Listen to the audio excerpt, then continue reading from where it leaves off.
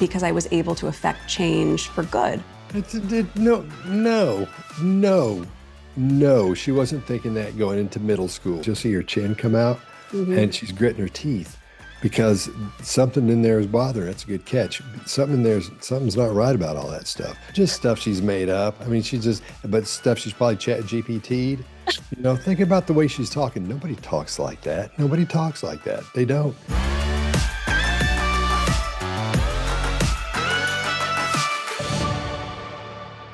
Hi, all. Kinsey Schofield here. Welcome to part 2 of my interview with Scott Rouse, Reading Royals.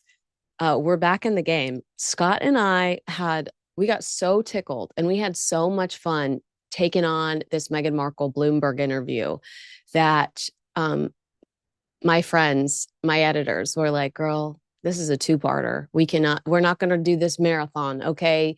Check yourself before you wreck yourself. So this is part 2. The reason Scott and I went back to the Bloomberg interview is because Meghan makes a lot of claims throughout the Bloomberg interview, throughout her Washington, D.C. Forbes interview, where, she's hyping people up about her relationship with Netflix. So my intention with Scott was to go back and watch and see if we got any sort of sense of deception throughout these appearances where she is, promoting this relationship that clearly was not stable. And if you missed part 2, go back and watch it because it's a hoot. But basically, we were like, yes, we sense deception throughout the Bloomberg interview. So here's part 2. I really hope you enjoy it. Scott Rouse, he's just a national treasure. Press 1 in the chat if you agree. National treasure. We love Scott. And I hope you enjoy. Even on my kids' plates, I wipe the side of the plate. Someone might go, oh my gosh, that's so ridiculous. For me, that's 2 seconds where I get to present something that looks a little bit more beautiful. I have absolutely no judgment on trad wives. If that works for them, then they should do it. But for me, I think there is an in-between. And joy for me comes in finding that sweet spot in the middle. Everything's about platitudes there. Listen to what she's saying. And she's talking about the way things look. All she talks about is how things look, how important that is. It looks better. Everything, I plate to-go food so it looks better. So, why not just eat out of the bag like we all do? Bring it home, put it on, give me a break. So everything's about looks for her. So that tells us a whole lot. She's really concerned. Perception. It's not about the truth. It's not about the depth. It's not about anything truly meaningful. It's about perception. And she's trying to paint a picture for the world that's very shallow. I also read from that control. So what if I wipe my kid's plate because there's a stain on the side? It's about control. Yeah. Scary. I'm a little intimidated. I'm not going to lie. I'm a little intimidated of this woman. Imagine hanging out with her. I'd love to watch somebody go hang out with her that didn't know her. And you could tell everything that's going to happen. You say, here's what's going to happen when you get here. Somebody who doesn't even know her, me and you could look at that and go, here's what's going to happen first. She'll try to her hands will come together. She'll be real nice and lean in and talk to you and tell you how nice it is to meet you and do her. You could almost clock everything she's going to do because the way we've seen her act in everything she's ever done. Yeah. You could tell exactly what she's going to do. Well, that'd be a buzz to go watch that. No, I don't think I'd have it. Maybe I don't think she would know. She's never watched any body language channels or wouldn't. Oh, yeah. I bet you should. I mean, if Brian Kober is watching you, Meghan Markle's definitely watching you. I bet no, she wouldn't. No. I think she would. No, YouTube fame is like fame is an ocean, and YouTube fame is a little thimble with somebody, that the moisture from your on something. That's what's down in. Well, I know she watches me, and you're on with me, so maybe she has. I mean, I know she has. Her team has come out and said some of my stories are not true, which are true. Specifically, that Dolly Parton didn't want to be on As Ever and politely declined. Her team came out and denied that. So I know I'm on her radar. Hey, Dolly Parton's a badass. That's why. That's right. She don't need Meghan Markle. No, she didn't need Meghan Markle. No. And she asked Taylor Swift to be on her podcast. She asked Megan Thee Stallion. Megan Thee Stallion claims she didn't know about the ask, but her team declined Taylor Swift declined. Meghan reached out to a lot of important people that don't want the association. Well, that makes sense. Why Right, would you? right, right. Why would you? I mean, the royal family is still, Andrew aside, a respected institution that people want to be associated with. And B, you want to work with winners. And these two are not coming off as winners these Yeah. days. I'm They're sorry. coming off as whiners. Whiners and quitters. Meghan wouldn't share sales figures for As Ever, but so far, most of its inventory has quickly sold out. As Ever is also cooking. Just had another launch. Yes. The rosé sold out also in less than an hour. 44 minutes. I was shocked. How do you keep up with demand? When you sell out that quickly, it's a double-edged sword because it's an incredible thing to happen for any small business and any startup. And at the same time, you don't get the same metrics and learnings. Yeah, that's the best thing that could happen to you. You sold everything out. You're like, the things you'll have to look at, that's enough because everything's sold out. You don't touch anything. Yeah. If it's working in a situation like that, you would add things to it to make, here's Mr. Chicken Pants' hat. You do all kinds of things to make that. If you're selling like that, man, you go, holy smokes. Yeah. There are no problems in there. There are no problems in that situation at all, not even a little bit. And if you can't get more, you go, you know what, though, it's going to make people want even more because it's hard to get. That helps as well. But if you do that time and then it doesn't happen a second time for real, you've got stuff left over that Netflix has that they're making people, when they leave there, they're making them take it with them, taking the trash out. Man, so what she's saying, she doesn't know what she's talking about. Gosh, I hate to get so worked up, but I see that and I go, nope. It's That's dishonest. She's so what she basically is saying is like, oh, well, all shucks, we're sold out of everything. So now we don't know what everybody likes. If you sold out of everything, everybody likes everything. Yeah, that's the dream come true. How many times have you heard that happening? Right. Me either. And we know that she did not order a lot of stock to begin with, so that they could create this moment of, oh, she sold out, because that was manufactured success, ordering a very small amount of inventory so that the headlines would be related to her selling out. And then they made the mistake of over purchasing, and all of this product is lingering, this product that expires at some point or another because it's edible. It's just lingering in a warehouse somewhere now. You know what she ought to do? What? You ought to take that stuff and go TJ down. Maxx? No, the homeless people, and start giving it away. No, I've said that 1,000 times about how they choose these high profile causes to care about. You're from LA. We have one of the worst homeless populations in the country, and you do nothing for the homeless in LA. Half of the people on Skid Row are veterans. Harry says that he represents all the veterans out there. Why are you not on Skid Row trying to change the lives of veterans that deserve better? Wow. Give them some loose fruit spread. I mean, maybe that's at least a start. Yeah. That's not good. That's not a good look at all. Well, that whole town is messed up, man. They're over in Jordan talking about Gaza, and you're like, oh, what? What do you know about any of this, Harry? I'm going back in. So then we prepped for the second seasonal drop and 10x'd our inventory, and thought for sure that would at least last for a couple weeks. That sold out in a couple hours. And suddenly the conversation goes from, at the start of this year, talking about a few thousand jars and lids, to we need to do a purchase order of 1 million. And that's a huge jump. She's saying a few thousand to 1 million, but suspiciously refuses to give Bloomberg the details of her inventory, how much she sold. Any respectable publication in their right mind would say, then we're not going to let you sit on here and talk about how successful you are if we can't have metrics. Unfortunately, Bloomberg was just so desperate for the access that they let that slide. But is that at all concerning to you, that she refuses to give actual numbers of actual products sold, and that Bloomberg would let her get away with it? Just like, yeah, I just sold out of all the things. It's all of it's gone. That's going to come out somewhere. Yeah. This stuff with the Epstein files and all that came out. We found out so much stuff. You Yeah. think it's hard to get a hold of how many cans of that stuff she's selling, how many jams or whatever, and cookies and no, that information's out there. It'll come out. It'll come out. It'll Yeah. come out. Yeah. And she says, now we're talking about a purchase order for over $1 million. Mhm. So she's going to one place that's making these things.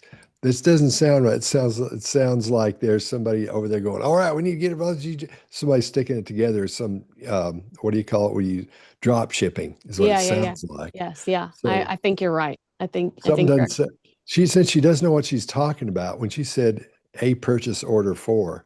There's so much more that goes into that. So much more that goes. But then again, she's just the fake CEO. So maybe the real person who's acting as the CEO is getting all that done. So yeah, we got a purchase order. Well, we're getting 1 million of them. So maybe she thinks it's a purchase order for 1 million of them or whatever, 1 million jars or whatever. So I don't. This doesn't sound right. She doesn't know what she's talking about. She I doesn't. agree. I agree.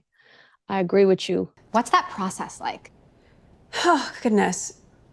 I'm exasperated in some ways by that, only because it is such a tedious proposition to scale your own home recipe to something at mass. No, and she should have that answer. She should know that answer right there. Yeah. How we can make hundreds of thousands of these chickens. How are we going to make even more? How are we going to make 1 million? Well, here's how we're going to do it. So Mr. Chicken's going to be huge. It's going to be huge. She should have that figured out. She should know what that is. As the CEO, she would know exactly how to bump things up, how to sell more, how to get more attention, how to get more sales. She would know what that path is, and she'd be able to talk about it at length until that woman said, listen, okay, let's get past this. She shouldn't be able to shut up about it. That's how important it should be to her. Yeah. I'm getting all worked up over here. Sorry. I think, well, Dang look, it. I mean, I think, is it fair to translate for the audience that I feel like you're getting worked up because you sense deception? Oh yeah. She's Yeah. totally pretending. She's not Yeah. making sense. Yeah. You know what I I mean? think I do. I do. I totally get If it. you say, great, can you make your cobbler that I love? I say, great, of course I can make my cobbler. Great, can you make 1 million cobblers? Can you teach someone how to make 1 million cobblers that taste just like the one that you have at home? I also have to be conscious of, people who really understand canning can say the bricks method when you're going at scale. I mean, now I'm going to get a little nerdy and jammy with you. What was your reaction to that? She stops there because she doesn't know. Yeah. It's been explained to her. I know what this looks like. It's been explained to her. She knows, she's been told what that process is, but when she says, I just can't, I'm getting too nerdy about it. No, you're not. That's the question she asks you. God, I'm trying to my interrogator guy. Sorry about that. So no, she should be answering that question, but she can't. Because she's been told what it was and she can't remember it. She's not getting too nerdy. That's what she wants, the details, the nerdy part of it. She doesn't know. I'm telling you, man, she has no idea. She doesn't know. Well, what I think is so funny when she's talking about like the process, all I can think about is, and I don't know if you've seen this picture, but the canning tool there's a picture of her in the canning tool and she's holding it upside down. And I'm like, girl, you don't even know what you're doing. Didn't you and I talk about I this? think we did talk about that. Shows? I think we Okay. did talk about that. It's a It was picture. upside down or something. Yes. Yeah, I remember that. And you're just like, I'm sorry, but I have zero confidence in you. All right. I don't care. Like she's talking about how she hopes she can trust someone else to do it as well as she does. And I'm like, well, really? Really? Okay. That version of me, who there might be a brand or a person that you look up to and you want to have a piece of what they're sharing in the world. And that can't be something that is out of price range. That can't be something that is so aspirational, you're never going to be able to afford it. So there is something I think really important in that the first hero product was this $9 jar of jam. I'm going to stop here because I want to ask you what a hero product is. That's the main one. You say, okay, what are you here? It's Mr. Chicken. It's your basic Mr. Chicken. And he doesn't have the hat yet. This is before we put all the pants and everything. We call them Mr. Chicken pants. This is before we accessorize. Exactly. But we've got things, in the pipeline we're thinking of, yes, but the hero product is the main thing, is your first drop. There it is, Mr. Chicken. And then he turns into Mr. Chicken pants as it develops and all that. So your hero product is the one that says, here we go. Look, this is what we do. This is who we are. We're selling Mr. Chicken. Mr. Chicken Pants. So it's your main product. It's your hero product, they call it. Interesting. That's interesting that would be where she sees the most value, I guess. Which my 15-year-old self would have been able to buy. What 15-year-old wants $9 loose fruit spread? Yeah, exactly. Nailed it. Like, Exactly. what? You need to go Like to she's saying, I'm acknowledging that people are buying these products, not because of what they are, but because of who I am. And you think that there is a 15-year-old out there that wants to, do you hear my dogs? Yeah. You think that there's a 15-year-old out there that wants your hero product? That's been talking about it, looking forward to it? No, because her mom's going to go, no. They're going to say, Yeah, because you're right. That requires a credit card purchase. I didn't have a credit card when I was 15. It requires some sort of collaboration with your mom. Maybe something more, that had some sort of longevity, like an apron. Oh, I actually don't think she can do aprons because of the trademark she has, but anything with a coffee mug, anything that you could hold on to for a little while. But that just does not make sense to me. The $9 gem as the launch, as the hero, whatever. I mean, well, in a way, it does make sense because that's all she talked about at first. That's her main thing. She knows how to make, and somebody said that's part of her story. So maybe she thought, well, this is easy to make. And like I told you, I got some of that stuff. Nasty. It really wasn't good. It was too sweet. I'm not just being mean. It really wasn't very good. Oh, wait, it wasn't the jam part. It was the what was that other stuff? The loose fruit spread. That's one. It was a fruit spread. Okay, Yeah, I'm sorry. I didn't mean the jam, but the fruit spread it was like a sugar syrup. Well, I don't think they could do the jam because they couldn't figure out how to meet her requirements. They couldn't, so they had to convert it to a loose fruit spread. That doesn't sound good. I know. That sounds bad. But let's listen to her tell us so much more about how successful she is, because, no one loves Meghan Markle more than Meghan Markle loves Meghan Markle. And then after you finish the jam, you could use that to put your flowers in it, little jar, or your pens on your desk. And I liked the idea of having something that just felt signature in that way, and keepsake packaging and affordable. Celebrity brands are all the rage right now. What's going to make yours stand out? I think the authenticity is probably what will help it stand apart. Also the price point. $9 for an empty jar that I can put flowers in. You go. What does it have to do with how they came up with pricing?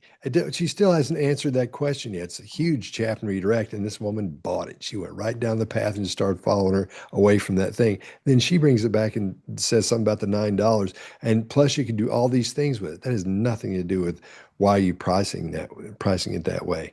I've already said it. She didn't know what she's talking about. I know, but I love when you do. So keep saying it. Keep saying it. Everyone is putting out something unique in the world, even if it feels like there's a million tequilas. I'm sure they all have a different point of view in some regard. And I really do believe that a high tide raises all boats. I believe that. A high tide for all of us. What is she saying there? Like that she's really not in a competitive space. Well, she is in a, people compare her to Gwyneth Paltrow. I don't think there's any comparison. They compare her to Martha Stewart. Oh my God, please. And honey, I feel like she is at the bottom of the barrel, and there's not a lot. Who else is selling flower sprinkles? Like, well, she's trying to put herself up with everybody else. Hey, we're all in this together. You know what I mean? And there's, like in the body language world, you go on YouTube, look at all these people, there's only about 9 of us that really have done the studies and understand what's happening and all that. All the other ones, you hear so much weird stuff, so much crazy stuff. And it's the same thing with her. She would be like somebody who's not one of those goes, hey, it's like me and all these people, and they keep adding these other people to their thing. That's what she's saying. Yeah. Yeah. That she's trying to make it look like we're all in this together, which they are, but she's not in that group yet. She hasn't done anything yet. She said she's done something, but she hasn't. Yeah, you're absolutely right. She is faking it till you make it. The Netflix of it all. You have a really unique relationship with them. How does it work? Like, take us behind the curtain. Sure. Who has the last word? Creatively, they very graciously said, no, this is your baby and this is your brand. So all creative decisions and final decisions like that end up with me. The CPG division might be newer for a lot of people to hear about. They have been doing that with a lot of shows and brands that they've had and been in the consumables territory and market. By the way, Okay. CPG stands for consumer packaged goods. When she Yeah. said, Yeah. So what we found out right there, and I can't believe I didn't see this before, when she said, oh, I have all the creative control because Netflix said we can sell this. We'll just let her be the front of it. You know what I mean? That's what it is. So it's Netflix is, in other words, the CEO, and she's just the face of it. I can't believe I didn't see this the first time. That's what's happening there. That's what she's explaining to us. No, I have total creative. I say it's whatever I say. That's the way it's going to. It's the way it's going to be. It's the way it's going to taste. That's the way it's going to, be set up or whatever. And they said, okay, you make the products, we'll handle the business. That's what it was. Okay, I see it now. So now and it it's makes so me important question about that. to her. It's so important to her that we know she's the boss. She's in control. Do you get that sense too when she was like, yeah, it's a unique relationship because me.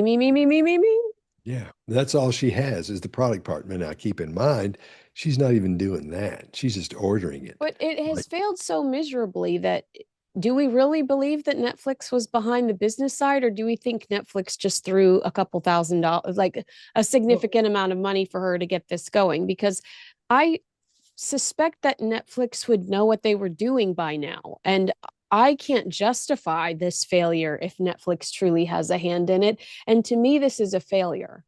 well, it would make sense if Netflix was in charge of it if the product sucked.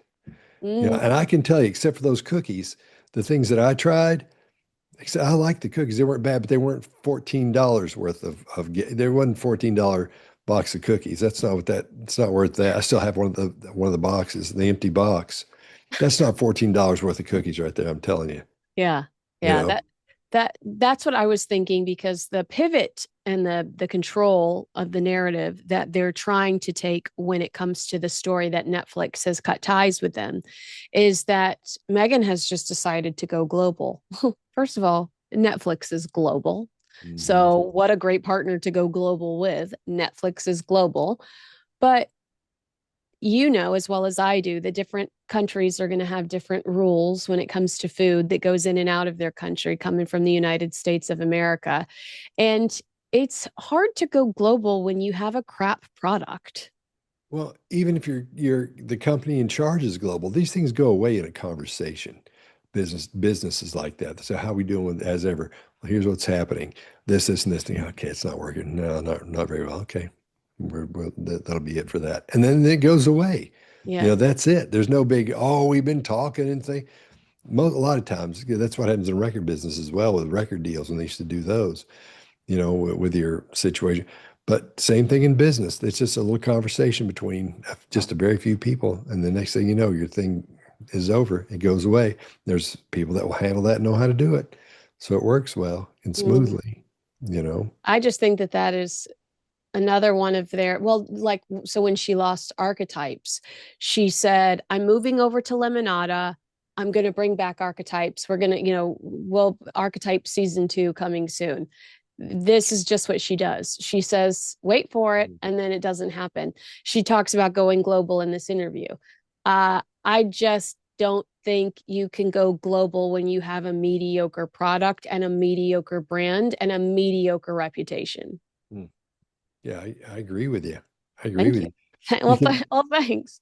Yeah, Let's jump back into this lady. Do you have any backers other than Netflix? No. Or are you looking for other investors? At the moment, no. Netflix is my partner and investor. Why not raise money on your own, where you might have more control, you might have more financial upside? That had been my plan. And I thought that it would be great just to build out my own team and really do it purely on my terms. But then I also would say Netflix made a really compelling sell. We began our relationship with Netflix 5 years ago, purely as a production company with Art12 Productions. And we've managed to have some wonderful shows and docuseries that we're really proud of. That they're really proud of, but only one commercial success. Everything else has bombed. Polo bombed. Live to Lead bombed. Pearl canceled. I mean, they literally have the return on investment might have been there single-handedly for the Harry and Meghan documentary because it was like the most streamed docuseries / reality show for Netflix. But everything else has been a huge waste of resources. Yeah, it looks like it. I mean, oh well, I'm not gonna say I wouldn't watch any of that stuff because it's not me, but for their demographic, it makes sense when you see it. But sometimes you make a bad call. Yeah. I'm sure Oh, somebody Heart of Invictus was another thing that failed for them over there, Heart of Invictus. So What that's a is that? lot of losses over wins. And does What's it Heart of Invictus? Heart of Invictus is about the Invictus Games. So the purpose is great. Wounded warriors. We love our Oh, wounded warriors, but having Harry and Meghan front it. Well, oh, let me ask you about the way she phrases like that Netflix just came on really great with a sell. And if you need to see the rest of her yeah, comment, just tell good. me. But like, did that say anything to you? Because to me, it sounded like she was saying Netflix groveled. Netflix wanted me so bad. That's how I interpreted that. The thing that bothered me before that part of it was where she said I sort of green light it or green lit it. Yeah, I yeah, yeah. sort of. So she isn't again. No, she said okay, I like it, and they're like Also, which okay. also is a TV movie term, right? That's a studio term. That's not a product term Yeah. Oh yeah. necessarily. You've seen that. I could be wrong about that. But I feel like green light is a Hollywood term for we're going to green light this script, not necessarily. I like the way this loose fruit spread tastes. All systems go. Yeah. Yeah. Yeah. Yeah. I mean, some people may say it. I mean, I'm not heard anybody say it, thing, but That's just me being highly critical. I don't want it to feel like it was phoned in. And I know that it would be impossible to feel that way because I know how much time I spend on it from soup to nuts. But I want it to be something that people feel excited to have in their home, and especially that people feel excited to gift. So what is the path to profitability? The scaling is going to be key, and certainly shifting out of D2C. What is D2C? well, What is D2C? let's look what's happened here. Direct to customer. The D2C is direct to customer. Okay. She's just heard these things and she's just talking about them. She doesn't understand. They said, here, okay, look, here's the way it works. You go from this direct to customer because she said, what's D2C? Yeah. So she wants to know those things too. She just wants to know those things too. And she just doesn't remember how it goes. Watch how her reaction with that as a pause as she's trying to think of it all. I'm just dumbfounded by the way somebody would have said, okay, let her say she's a CEO. Because So when Emily says that, you see a shift in Meghan, and I'll rewind it a second so you can see that, and we can go back and watch the Yeah. full answer. when you But talk about the path to profitability, how's this thing going to make money? yeah, watch her body change. Did you see her body change? Yeah, because it should be this. Well, let me tell you what's going to happen. Here's the way we're going to do it. That's what you think. Damn, Mr. We're Chicken going Pants. global. She should Yeah. have just said we're going global. Yeah, the pants are ready. We already got the hat on him, but now we're coming up with his best friend. This is Kinsey Chicken Pants. We Yeah. got Kinsey Chicken Pants over here. Now here's what she's going to do. And so you talk about the way this thing's going to make money. Yeah. She can't do it because she doesn't know. She does, yeah, because everything's looking kind of shaky, but she's, for some reason, unbeknownst to us, agreed to a Bloomberg interview. What is the path to profitability? The scaling is going to be key, and certainly shifting out of D2C, not necessarily into brick and mortar of our own, but in finding the right retail partners that make sense to be on the shelves. Do you want to see it at Target or Williams-Sonoma or? I think a key retail partner is going to be very valuable. And also, look, if you look at the categories, it might not just be one. We might have exclusivity in certain ones that make sense for the consumables, but as you expand into candles or things throughout the home, where do those live that it makes sense? She's already off the the path to profitability. She's off. She fell off. She Also, doesn't know that's what like the path is. the one lame answer she gave. We might be in some physical stores, and I just want, we've had this conversation before, but I want to revisit it.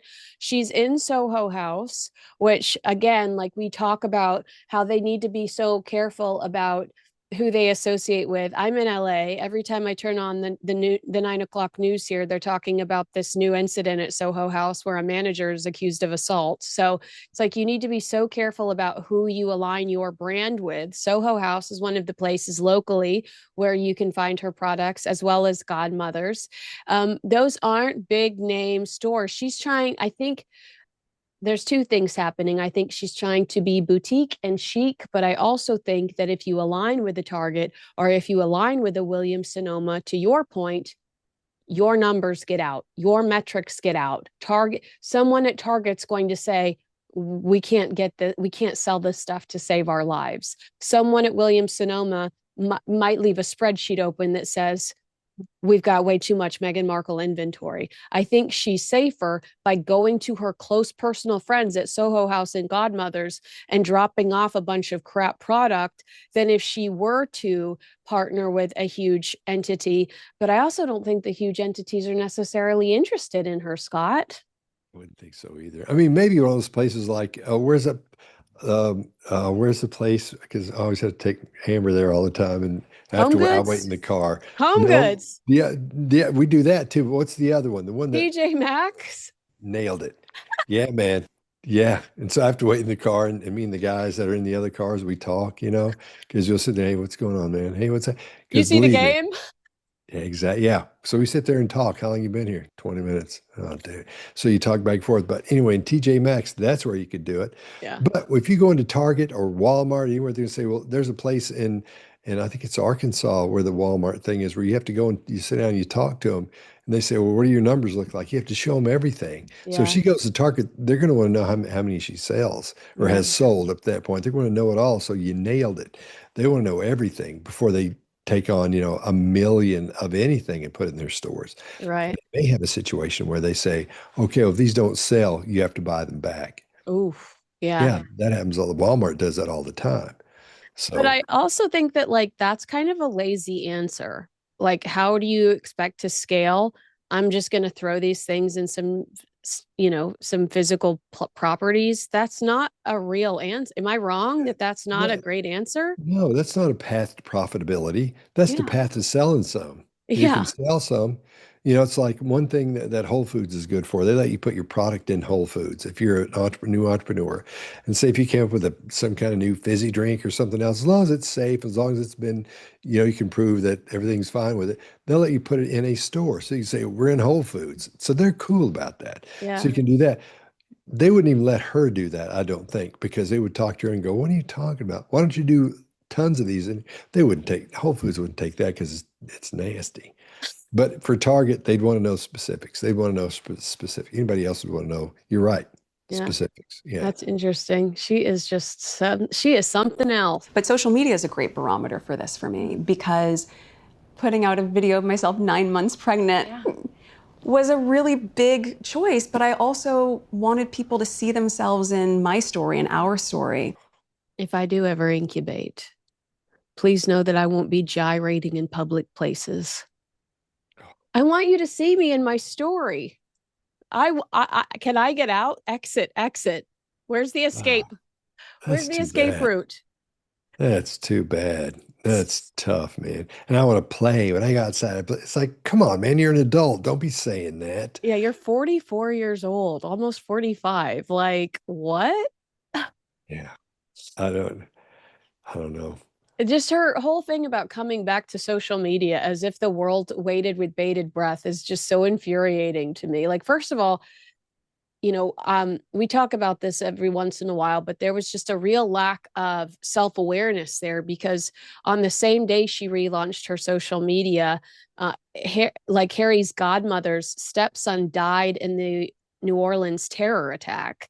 And I thought, is this really the time to be like, I'm back? It's like people close to Harry are mourning the death of a child. Oh, that's too bad. I mean, can you believe her sometimes? No, it's, no. I try, I'm supposed to be talking about body language. You know what else bugs me about her? Is this. Well, no, but you saw the way she was so smug in talking about her coming back to social media as if you're welcome. You're welcome. I'm back. That's body language. That body language is, girl, you crazy. You're a narcissist. Yeah. Oh yeah, we're looking obviously at a narcissist. But then she came back and started putting her kids on there after they're out whining about what internet harms, or what is it called? Keeping your children off of social media, and then and online bullies, and then they present them for the world to consume. It's just, and it really does feel like transactional. Like Meghan only does it when she has something to promote, which is why she's doing it. Mm-hmm. Which, Yeah, I agree. I agree with you. which feels ickier. There is a very, very powerful machine, and it's all about generating income. Those stories aren't just appearing because it's fun. Clickbait has a huge financial implication. And so if I'm part of an SEO and that gets them more clickbait, then yes, they're incentivized to churn out as many stories, false or damaging or whatnot, to feed the beast because that's paying them. This just like to me screams of hypocrisy when she made the only significant amount of money she has made in her life is related to selling stories about the British royal family. Mm-hmm. Yeah, I agree with you. It's Yeah, like, what? Yeah, I can't add anything to that because I don't know what to say about it. But yeah, I But agree with you. she feels like she's confident in what she's practiced that answer, in my opinion. Like Oh she's yeah, had maybe, okay, I take it back. Maybe she hasn't practiced that answer, but she's sat across from someone important like Oprah Winfrey on a personal level on a couch and made this argument before. yeah. She's talked about this before. She's talked Yeah. about it just the way she's talking about it because but she's not. I don't know. We'll talk about structure for a second. If you listen to the words she uses when she goes through this, these words, when she starts using these platitudes and all that, the word sizes change because the words have the least amount of words you have a word that has a big meaning and you have the word that has a lot of feeling and things that come with it. That's when she's using platitudes. And when she goes out on her own, she tries to make these things into platitudes. So the words she uses aren't as full of meaning and as full of feeling. So there's a lot more of these smaller words. A lot more of the smaller words. That's how we know. She has talked about it before and she's trying to get back to it and Mm, can't. mm. You know what I'm saying? Well, I maybe I'll go back and watch the rest of it to make sure I didn't miss anything crucial and I could throw it in next week. But for the most part, I think we got through all of the meaningful questions about As Ever and her relationship with Netflix. Mhm. Watching this 6 months later, do you get the sense that she is completely confident in her relationship with Netflix now that you know what you know? Or do you think she's BSing her way through this, that there is maybe some concern that things aren't hunky dory in the background? Because you were worked up about a sense of deception throughout this Yeah. process, and I'm wondering if you could feel that, she's saying things that aren't true, trying to make herself look good to, and for what? Does she think somebody watching this Bloomberg interview is going to buy her loose fruit spread? No, it's for her ego. It's all about the Yes. ego. And Yes. her relationship with, let's say this phone is Netflix and Mr. Chicken Pants is Megan. Where is he? Is Megan. They don't actually talk to each other. There's somebody in between there, Mr. Sharpie Pen, and there's probably one more than that. Let's see, Mr. Polar Springs, and they go through that. So there's two or three people that I'm sure are part of that conversation before she actually talks to them. But she has her one person that kisses her hind end when she calls up because that's the person that's supposed to do that with the same person. The talent. Exactly. Manage the talent. Yeah. Keep her happy. Keep her away Yeah. from us. Keep her happy. Nailed it. So she doesn't have any real friends over there. Yeah. She thinks she does because how many people do we know that are in that position where they call you up and go, "Hey man, you want to come do this?" You're like, "Yeah," and you feel like there's that business relationship there, be it the news, be it a TV show, be it whatever it is. But in real life, Yeah. they're just there going, "Dang," but they feel the No same way you return on do. investment. ROI, ROI, ROI, ROI. I Yeah, mean, and they're not being mean. They're just being, "Hey, I've got to get this going." You're like, "I totally get it." She's not the kind that can go, "Hey, man, I totally get it." So that connection isn't there as it you and I would have with news or with TV shows because she doesn't. I don't think she knows how to do that because her ego is going to get in the way. How's that? it's interesting to me though, because Ted Sarandos did do an interview with Variety last year where he was like, "We're all in. Meghan Markle is one of the most influential women in the world. We are invested and we're committed." But like I remember saying at the time, there's a difference between influence and infamy. Meghan is the car accident on the side of the road where you break your neck trying to look at it. But I don't care what she's wearing. I don't care what she's cooking. I literally am so appalled by the decisions she makes in the position she's in that I can't stop watching. But I certainly don't.